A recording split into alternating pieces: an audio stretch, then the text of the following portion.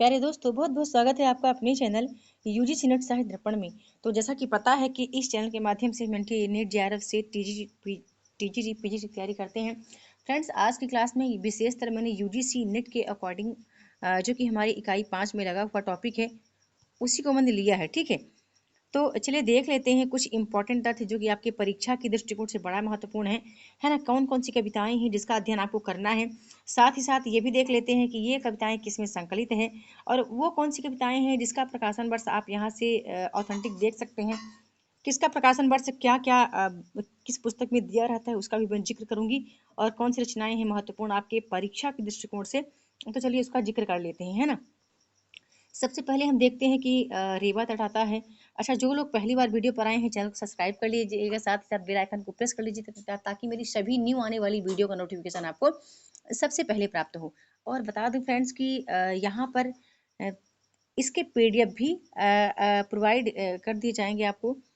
और ये इम्पोर्टेंट है हमारी परीक्षा के दृष्टिकोण से कि जो यूजीसी नेट की पहली बार तैयारी कर रहे हैं उनके लिए, है ना। जो दूसरी तीसरी बार तैयारी कर रहे हैं उनके पास ऑलरेडी ये तथ्य हैं, अवेलेबल हैं। जो पहली बार तैयारी कर रहे हैं उनके लिए कुछ इंपॉर्टेंट तथ्य यहाँ से मैं बताऊंगी, उसको आप चाहे तो नोट डाउन कर लें, है ना। हमारा जो पहला है पृथ्वीराज रासो चंद्रवरदाई कृत है।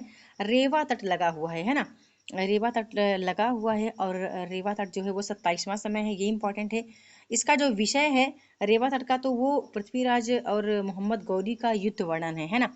कुछ विद्वानों ने इसको अप्रमाणिक, कुछ ने अर्ध प्रमाणिक, कुछ लोगों ने प्रामाणिक माना है। ये चीजें आपको याद रखना है।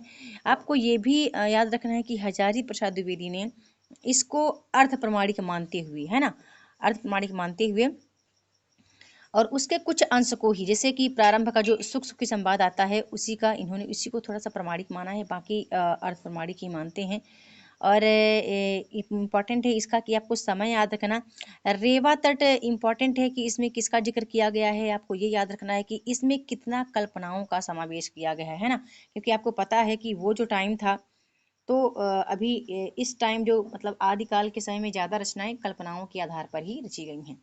तो चलते हैं आगे, देख लेते हैं। अगला इंपॉर्टेंट है अमीर खुसरो को हमें करना बहुत ज़रूरी है, क्योंकि अमीर खुसरो की रचनाएं आप याद रखिए। ठीक है, रचनाएं जैसे हैं खालिक बारी और दो सपने भी हैं।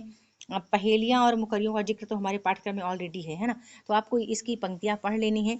साथ ही साथ आपको फ्रेंड्स ये भी देख लेना है कि इन्होंने इनको क्या कहा जाता है, हजरत निजामुद्दीन औलिया का शिष्य कहा गया है। इस पर प्रश्न बनता है। आपको ये भी देख लेना है कि अमीर खुसरो की जो खालिक बारी रचना है वो एक कोष ग्रंथ के रूप में प्रमाणित है, कोष ग्रंथ के रूप में मान्य है। और इनकी जो विद्वता का परिचायक है वो खालिक बारी कोष ही है।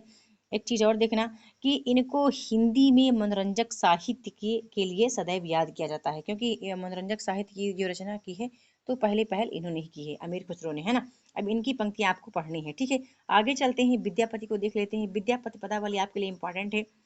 अब देखो ये हमारे पाठ्यक्रम में लगे हुए हैं, बहुत अच्छा है।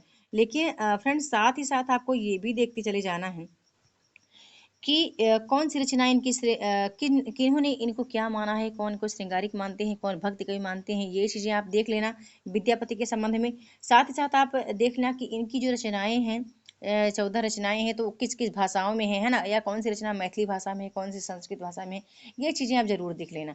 ठीक है, अब मैथिली भाषा में श्रृंगारिक रचना इनकी जो की गई है वो, है ना, विद्यापति पदावली का जिक्र हमारे पाठ्यक्रम में है। तो इम्पॉर्टेंट है कि इसकी थोड़ी पंक्तियाँ आप देख लें, पर ये परीक्षा के दृष्टिकोण से हमें नहीं लगता कि पंक्तियाँ यहाँ से कुछ पूछी जाएंगी। फिर भी आप यदि आप चाहें तो आप पढ़ सकते हैं। अब चलिए आगे मैं बात करती हूँ कबीर के दोहे। ठीक है, ये बड़ा इंपॉर्टेंट है। कबीर के दोहे बहुत इंपॉर्टेंट है फ्रेंड्स, क्योंकि बहुत ज़्यादा कबीर के दोहों का जिक्र होता है। और हमारे पाठ्यक्रम में 160 से 209, ठीक है, आप ये भी याद रखना, कबीर के दोहे में 160 से और 209 तक ही आपको पढ़ना है, उसके आगे आपको नहीं पढ़ना है। ठीक है, यही इंपॉर्टेंट कुछ तथ्य है जो जिसका मैं आपको बताना चाह रही थी कि और इसके संपादक जो हमारे पाठ्यक्रम में लगा हुआ है, इसके संपादक हजारी प्रसाद द्विवेदी जी हैं, है ना। इसका संकलन जो बीजे के नाम से किया है, याद रखिए कि धर्मदास ने किया है, उनके शिष्य धर्मदास ने, ये इंपॉर्टेंट है। साथ ही सबसे बड़ा इंपॉर्टेंट आपको ये याद रखना है कि साखी समुद्र रमैनी तीनों का जो विषय वस्तु था वो क्या है ना, साखी मतलब इसमें कितनी साखियाँ हैं, है ना, ये कुछ चीज़ें हैं इंपॉर्टेंट है, इसको आप याद रखिए। साखी का अर्थ क्या है, इस तरह के छोटे छोटे प्रश्न बनते हैं, ठीक है, प्रश्न एग्जाम में बनते हैं, इसलिए मैं इसका जिक्र आपको पहले ही कर रही हूँ कि आपका कोई टॉपिक परीक्षा के दृष्टिकोण से छूट न गया हो। हाँ, ये जैसे रमैनी का अर्थ क्या है ना, रमैनी जो है वो किस पर आधारित है, रमैनी का जो किस में रची गई है, जैसे दोहा चौपाई में रमैनी दोहा चौपाई शैली में रची गई है ना, जो अभी शबद है वो शबद राग रगनियों पर आधारित है। कुछ छोटे छोटे इंपॉर्टेंट जिसको आप याद रखना तो परीक्षा के दृष्टिकोण से आप अच्छा कर पाएंगे। और कबीर के संबंध में आचार्य शुक्ल के कथन आपको याद रखने ही रखने हैं ना। आगे चलते हैं, देख लेते हैं जायसी ग्रंथावली, ये भी इंपॉर्टेंट है क्योंकि यहाँ से भी प्रश्न बनते हैं, है ना। देख लेना इस इनका जो जन्म ये समय क्रम है 1924 ईस्वी है। संपादक इसके आचार्य शुक्ल जी हैं, है ना। सूफी काव्यधारा के प्रमुख कवि मलिक मोहम्मद जायसी ने अवधी भाषा में पद्मावत नामक काव्य की रचना की, महाकाव्य की। ये याद रखना इंपॉर्टेंट है कि इसका इस ग्रंथ का जो पूर्वार्ध है वो कल्पित है, उत्तरार्ध ऐतिहासिक है। इसका 30वां खंड नागमती वियोग खंड है जो कि हमारे पाठ्यक्रम में लगा हुआ है ना। तो ये इंपॉर्टेंट तथ्य हैं, है ना। यही कुछ छोटी छोटी चीज़ें याद रखना क्योंकि परीक्षा के दृष्टिकोण से ये महत्वपूर्ण है।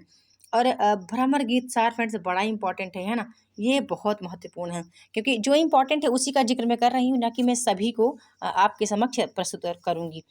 तो क्योंकि यहाँ से पंक्तियाँ भी बनी हैं भ्रमर गीत सार से, तो इसको आप देख लेना, है ना। और भ्रमर गीत का तात्पर्य क्या है, इसमें किसका वर्णन है ना, क्या क्या चीज़ें इंपॉर्टेंट हैं, थोड़ा सा आप इसको देख लेना। तो महाकवि सूरदास कृत सूरसागर के 10वें स्कंध में भ्रमर गीत का जिक्र है, ये भी चीज़ें आप याद रखना, ठीक है। और ऑथेंटिक पुस्तकें आपके पास हैं तो वहाँ से देख लेना, या तो आप चाहें तो गूगल से पीडीएफ भी डाउनलोड कर सकते हैं, बहुत ही बेहतरीन दिया है। लेकिन अभी उसके लिए आपके पास इम्पोर्टेंट समय नहीं है। जो चीज़ें आपके पास हैं, जो पुस्तकें आपके पास हैं, उन्हीं पुस्तकों से आप इसका अध्ययन कर लीजिए। बस बताने का जिक्र है कि क्या पढ़ना है आपको, क्या इंपॉर्टेंट है, उसका जिक्र मैं इस कविता इस वीडियो के माध्यम से करना चाह रही हूँ। जैसे ये भी आपके लिए इंपॉर्टेंट है ना। रामचरितमानस प्रकाशन वर्ष 1574 ईस्वी। उत्तरकांड की कथा वस्तु के 2 भाग हैं इसमें, है ना। आरंभ में मूल कथा है जिसमें राम का अयोध्या में स्वागत, वेद स्तुति, शिव स्तुति के साथ उनका राज्याभिषेक होता है।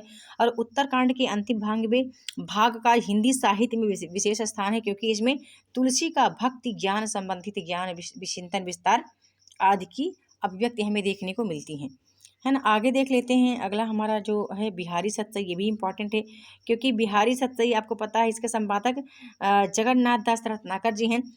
और ये परीक्षा के दृष्टिकोण से फ्रेंड्स बड़ा इंपॉर्टेंट है ना, क्योंकि यहाँ से बहुत ज़्यादा पंक्तियाँ बनी हैं तो इसको आप देख लीजिएगा, पंक्तियाँ ही पूछी जाएंगी, हो सकता है पंक्तियों का भावार्थ निकालने के लिए भी आ सकता है, ठीक है। घनानंद कवित्व से अभी देखो ज़्यादा पूछा नहीं गया है तो इसका तो मैं नहीं कह रही हूँ। मीरा के संपादक यहाँ से भी एक दो पंक्तियाँ पूछ ली जाती हैं, ठीक है, यहाँ से पंक्तियाँ बनती हैं।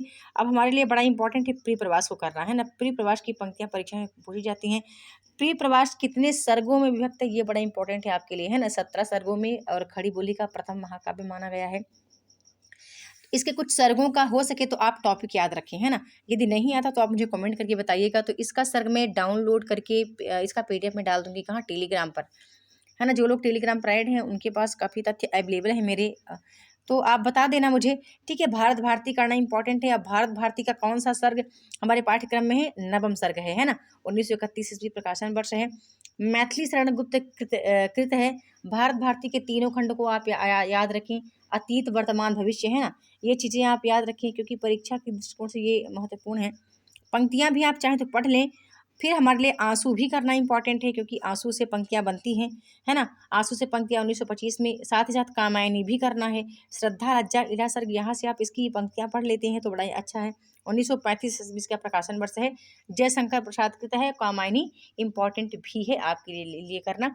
कामायनी 15 सर्गों में विभक्त है ना।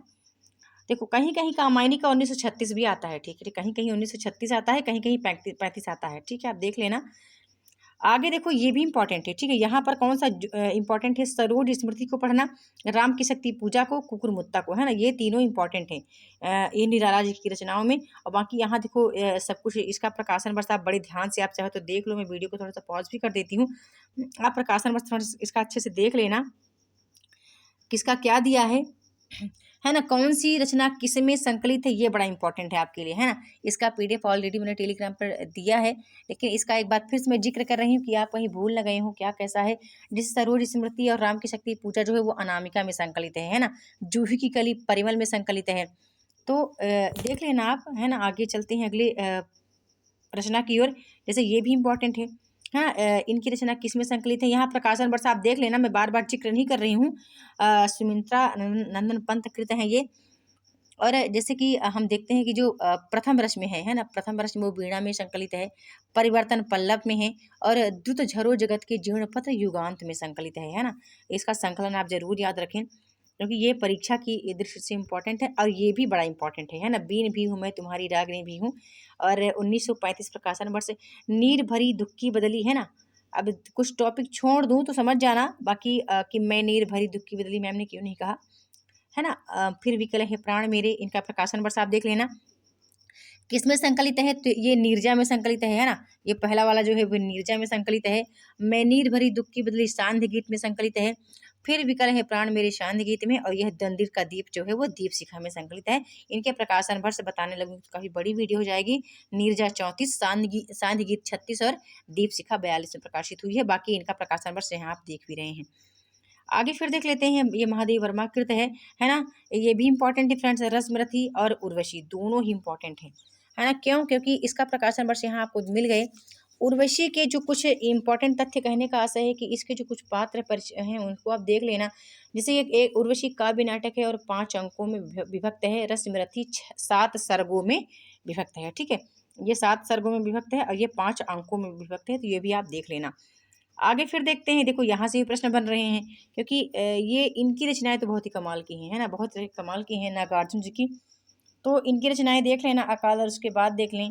और बादल को घिरते देखा है, बहुत छोटी छोटी रचनाएं हैं, ठीक है। बहुत छोटी छोटी रचनाएं हैं। बता दूं कि जब शुरू शुरू मेरे पास पीडीएफ इसके नहीं प्राप्त थी, तो मैं गूगल से इसके सब कुछ लिख लिया करती थी, ठीक है। इसको लिख लिया करती थी, उसमें मुझे पीडीएफ डाउनलोड करना आ नहीं रहा था, कैसे क्या करना है। बाकी मैंने सब यूट्यूब से ही सीखा है, ठीक है। यूट्यूब से मैंने सीखा है, ना कि मैं कहीं और से सीख कर आई हूँ। तो कर लेना फ्रेंड्स इसको। चलो आगे देख लेते हैं, ये भी इंपॉर्टेंट है, ठीक है। ये भी इंपॉर्टेंट है। आप चाहें तो एक बार इसकी रचनाएं पढ़ लें, जैसे असाध्य वीणा को आप पढ़ सकते हैं, है ना। हरी घास पर क्षण भर को आप पढ़ सकते हैं, ठीक है। ये कविताएं किसमें संकलित है, ये बड़ा इंपॉर्टेंट है, ठीक है। और साथ ही साथ फ्रेंड्स, ये नागार्जुन जी की जो रचनाएं हैं ना, इसको भी आप देख लेना कि संकलित किसमें है, किसमें कहाँ संकलित है, ये इंपॉर्टेंट है। जैसे कालिदास और खुरदरे पैर को हम देखते हैं तो सतरंगे पंखों वाली में संकलित है ना। और बादल को घिरते देखा है किसमें, तो युग धारा में संकलित है। इनका प्रकाशन वर्ष भी आप याद रखिए। और शासन की बंदूक जो है खिचड़ी विप्लव हमने देखा में संकलित है, और मनुष्य हूँ ये भी उसी में संकलित है ना। और इनका प्रकाशन वर्ष भी आप देख लेना, ठीक है। ऐसे ही इसका भी आपको संकलन याद रखना है कि ये रचनाएं किसमें संकलित है। जैसे असाध्य वीणा इंपॉर्टेंट है कि आंगन के पार द्वार में संकलित है ना। असाध्य वीणा इंपॉर्टेंट है। और ये आपको याद रखना है कि जैसे दीप अकेला, यह दीप अकेला बाबरा अहेरी में है, और कलगी बाजरे की ये भी हरी घास पर क्षण भर में ही संकलित है। तो ये चीज़ें याद रखना। इसका प्रकाशन वर्ष बिल्कुल अच्छे से याद रखें, क्योंकि जो कविताओं का प्रकाशन वर्ष है वो यहीं से आएगा, है ना। कहीं अन्यत्र से नहीं आएगा फ्रेंड्स, यहीं से आएगा। गीत फरोज से कविताएं आ चुकी हैं, तो मुझे नहीं लगता कि इस बार यहाँ से आएगा, ठीक है। आगे देख लेते हैं, ये भी इंपॉर्टेंट है ना। भूल गलती ब्रह्म राक्षस और अंधेरे में, बड़ा इंपॉर्टेंट है ना।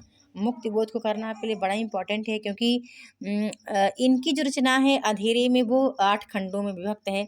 चांद का मुंह टेढ़ा में संकलित है, ठीक है। ये तो होगी एक सामान्य सी बात, याद रखना। इसका कुछ आप चाहें तो विषय वस्तु आप याद रख सकते हैं, है ना। 8 खंड को, धीरे की 8 खंड को पढ़ना इंपॉर्टेंट नहीं है, लेकिन कुछ महत्वपूर्ण चीज़ें आप चाहें तो अपने माइंड में रख सकते हैं। और अगला जो है नक्सलवाड़ी, है ना।